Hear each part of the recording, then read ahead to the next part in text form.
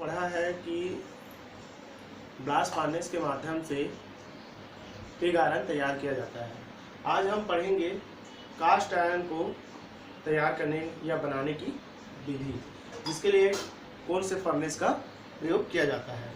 Cast iron को निर्माण करने के लिए किस प्रकार के फर्नेस का निर्माण किया जाता है। कास्ट आयरन को बनाने के लिए हम क्यूबुलर फर्नेस का उपयोग करते हैं, जिसमें फर्नेस को पार्ट्स ऑफ फर्नेस, क्यूबुलर फर्नेस का जो पार्ट्स है वो आज आपको मैं बता रहा हूँ। पहला है, इसके ऊपरी भागों को हम बोलते हैं स्पार्क अरेस्टर। उसके नीचे आएंगे, आप देखेंगे कि चार्जिंग डोर, इसके द्वारा चार्जिंग किया जाता है। फिर उसके जस्ट नीचे आपका आएगा प्लेटफॉर्म। फिर उसके बाद आपका है steel seal, reflector, lining, wind box जिसे कहते हैं आप। फिर जस्ट नीचे आपका एयर ब्लास्ट इनलेट, एयर को इसके अंदर पहुंचाने के लिए। फिर फैटिंग होल होता है जस्ट इसके नीचे। आप उसके जस्ट नीचे आपका होता है स्लैग होल, जो मटेरियल को गलाने के लिए, गलने के बाद जो खराब मटेरियल होते हैं उसको स्लैग होल के माध्यम से बाहर निकाला जाता है। उसके बाद आपका ये जो होल दिख रहा है वो ड्रॉप बॉटम होती है। जस्ट अपोजिट साइड पे देखेंगे आप मेटल चार्ज, ये जो आप दिख रहे हैं आप, इसको मेटल चार्ज कहा जाता है। इसमें मेटल चार्जिंग की जाती है। जस्ट उसके नीचे आपका कोक बेड रहती है। फिर उसके बाद आपका टैपिंग होल आती है। टूरेस्ट है ना, टूरेस्ट के माध्यम से हवा को पास किया जाता है। फिर सैंड बॉटम, इसे रेत कहा जाता है, रेत को रखा जाता है। आज आपको कास्ट आयरन बनाने के लिए जिस फर्नेस का उपयोग किया जाता है उसे क्यूबुलर फर्नेस कहा जाता है। इसमें जो मटेरियल होते हैं कास्ट आयरन को निर्माण करने के लिए, पहला होता है पिग आयरन, मेटल का स्क्रैप लिया जाता है। फिर उसके बाद कोयला और चूने के पत्थर, ये तीनों का अनुपात लिया जाता है। 2 अनुपात जो होता है पिग आयरन और मेटल के स्क्रैप होता है, और कोयला का 4 अनुपात होता है। फिर इसके बाद अनुपात 1 चूने पत्थर का होता है। 2 अनुपात 4 अनुपात 1 के अनुपात में इसको मिश्रण करके इस क्यूबुलर फर्नेस या क्रूसिबल फर्नेस भी कहा जाता है, जिसके माध्यम से हम बनाते हैं। इस फर्नेस में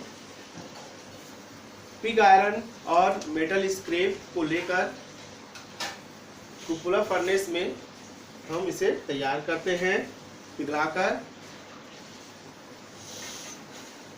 यह भट्टी ब्लास्ट फर्नेस से छोटा होता है। ये जो आप देख रहे हैं ये भट्टी, ये ब्लास्ट फर्नेस से छोटा होता है। इसके अंदर का जो व्यास होता है 1 मीटर से लेकर 2 मीटर तक होती है। अंदर का जो व्यास होता है 1 मीटर से 2 मीटर होती है। इसकी जो ऊंचाई होती है आप देखेंगे नीचे से 6 मीटर तक होती है। 6 मीटर से लेकर 12 मीटर तक, 6 मीटर से 12 मीटर तक होती है। इसमें 2 से 4 टन, इस भट्टी में 2 से 4 टन हम कास्ट आयरन तैयार करते हैं।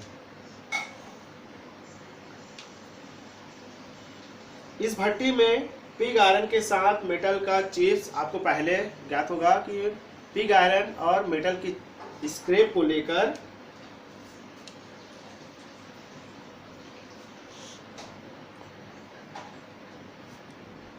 इस भट्टी में डाला जाता है। साथ ही भट्टी के नीचे सबसे पहले आग जलाई जाती है, भट्टी को चार्ज की जाती है। इसके अंदर पिग आयरन, मेटल का स्क्रैप, कोयला और चूने के पत्थर का अनुपात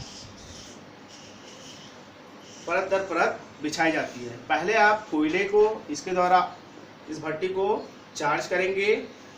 फिर उसके बाद आपको पिग आयरन, मेटल स्क्रैप लेंगे।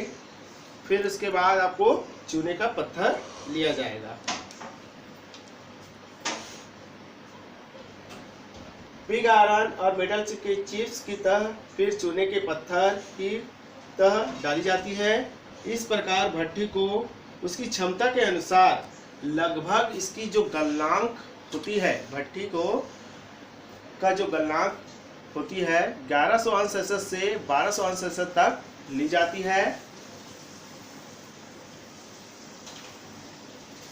तक गर्म किया जाता है।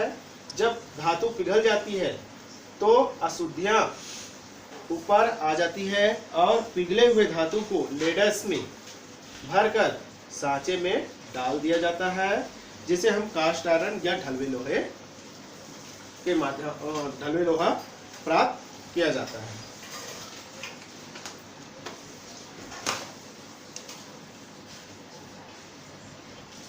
कास्ट आयरन जिसे हम ढलवा लोहा कहा जाता है, उसमें कार्बन की प्रतिशत मात्रा 2% से 4% तक होती है। आज हम कास्ट आयरन को बनाने के या तैयार करने के लिए हम कुकुला फर्नेस या क्रूसिबल फर्नेस के माध्यम से हम कास्ट आयरन या ढलवा लोहा तैयार किए हैं।